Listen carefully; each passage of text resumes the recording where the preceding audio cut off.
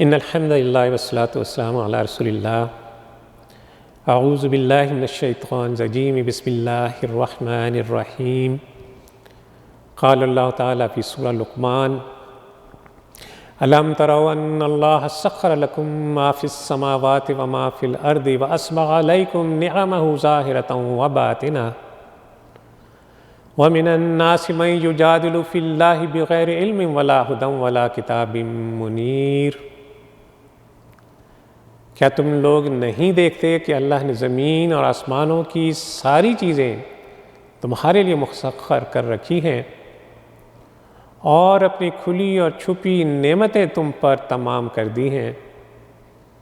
اس پر حال یہ ہے کہ انسانوں میں سے کچھ لوگ ہیں جو اللہ کے بارے میں جھگڑتے ہیں بغیر اس کے کہ ان کے پاس کوئی علم ہو یا ہدایت یا کوئی روشنی دکھانے والی کتاب. ناظرین کرام، اللہ عز و جل کی نعمتیں، اس کی رحمتیں، اس کی برکتیں موسلا دھار بارش کی طرح مجھ پر اور آپ پر برس رہی ہیں، اور ان نعمتوں کو جاری اور ساری رکھنے کا ایک ہی طریقہ ہے کہ ان نعمتوں پر انسان اپنے رب کے لیے اپنے دل میں عبدیت کے، ممنونیت کے گہرے جذبات رکھے، اور پھر یہ کہ زبان کو اللہ کی حمد و ثنا سے، اس کی تسبیح سے، اس کی تحلیل سے ہمہ وقت تر رکھے. اور پھر تیسری بڑی بات کہ انسان اپنے عمل سے ہر کام میں احسان مندی کا ثبوت دے. اللہ عز و جل نے ساری کائنات کو انسان کے لیے مسخر کر رکھا ہے. ساری کی ساری کائنات مجھے اور آپ کو فائدہ پہنچانے پر لگی ہوئی ہے. تسخیر کائنات کی دو صورتیں ہیں. ایک تو کائنات کی وہ چیزیں ہیں جو انسان کے ارادے اور اس کی مرضی کے تابع کر دی گئی ہیں کہ وہ جس طرح چاہے ان نعمتوں کو استعمال کرے. دوسری وہ چیزیں ہیں جو انسان کے تابع نہیں کی گئی مگر وہ انسان کو مسلسل نفع پہنچانے میں لگی ہوئی ہیں، جیسے سورج ہے، چاند ہے، ہوا ہے، دن ہے، رات ہے. یہ سب کی سب وہ مسخر کردہ چیزیں ہیں جو انسان کے تابع تو نہیں لیکن انسان کو ہر وقت فائدہ پہنچانے میں لگی ہوئی ہے. تو یہ دونوں اقسام کی چیزیں انسان کے لیے بے مثل اور اللہ تعالیٰ کی طرف سے عظیم و شان انعامات ہیں. بس جب جس نے یہ سب کچھ عطا کیا تو پھر شکر بھی اس ہی ذات کا ہونا چاہیے. عبادت ہو تو اس کی، بندگی ہو تو اس کی، کیونکہ وہی تو ان نعمتوں کا حقیقی مالک ہے. انسان اپنے سر سے اپنے پاؤں تک اللہ کے احسانات میں ڈوبا ہوا ہے، اور پھر بھی کچھ لوگ ایسے ہیں جو اس رب کریم کے بارے میں جھگڑا کرتے ہیں.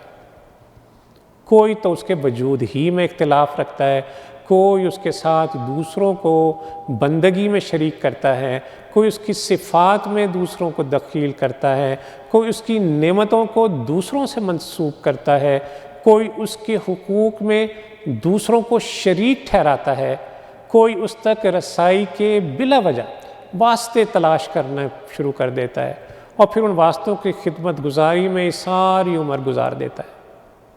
اب ذرا غور کیجئے، یہ کس قدر ظلم ہے، کس قدر بے انصافی ہے کہ اللہ کی نعمتیں جو ظاہری بھی ہیں اور باطنی بھی، جو کائنات میں ایک کھلی کتاب کی طرح ہر سو پھیلی ہوئی ہے، ہر سو، اور زبان حال سے یہ پکار پکار کر کہہ رہی ہیں کہ بندگی، عبادت، شکر گزاری، نیاز مندی، یہ سب کا سب حقدار صرف اور صرف ایک ہی ذات ہے وحدہ لا شریک، اور وہ ہے اللہ عز و جل.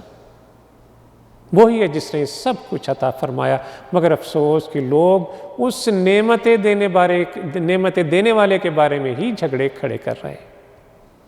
اور پھر جھگڑا بھی تو دیکھیے کہ بغیر کسی دلیل کے، بغیر کسی حجت کے، صرف قیاسات ہیں، صرف مفروضات ہیں جن پر یہ اپنے جھگڑوں کو کھڑا کر رہے ہیں. اس آیت مبارکہ میں دو طرح کی نعمتوں کا ذکر ہوا، کھلی ہوئی اور چھپی ہوئی، ظاہری اور باطنی.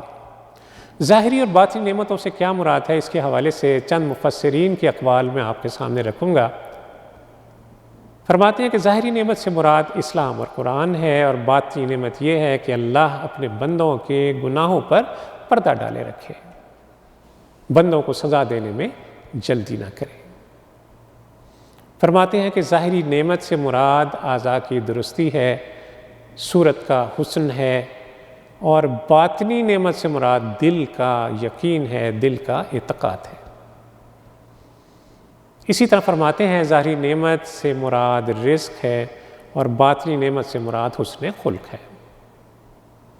پھر بعض کے نزدیک ظاہری نعمت سے مراد شرعی احکام کا ہلکا ہونا ہے، آسان ہونا ہے، اور باطنی نعمت سے مراد اللہ کی بخشش ہے، اس کی شفاعت ہے۔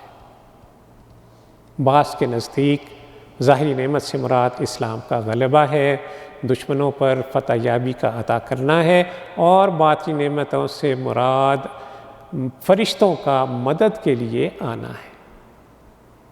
بعض کے نزدیک ظاہری نعمت سے مراد رسول اللہ صلی اللہ علیہ وسلم کی پیروی ہے، اور باطنی نعمت سے مراد ان کی محبت ہے۔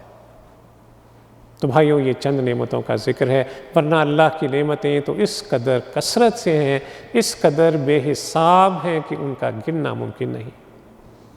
وَآتَاكُم مِّن كُلِّ مَا سَأَلْتُمُوهُ وَإِن تَعُدُّوا نِعْمَتَ اللَّهِ لَا تُحْصُوهَا، کہ وہی تو ہے جس نے تمہیں وہ سب کچھ عطا کیا جو تم نے مانگا، اور اگر تم اللہ کی نعمتیں گننا چاہو، اللہ کی نعمتوں کا شمار کرنا چاہو تو نہیں کر سکتے۔ تو بھائیوں، کیا یہ نعمتیں اللہ کی وحدانیت کی معرفت حاصل کرنے کے لیے کافی نہیں ہیں؟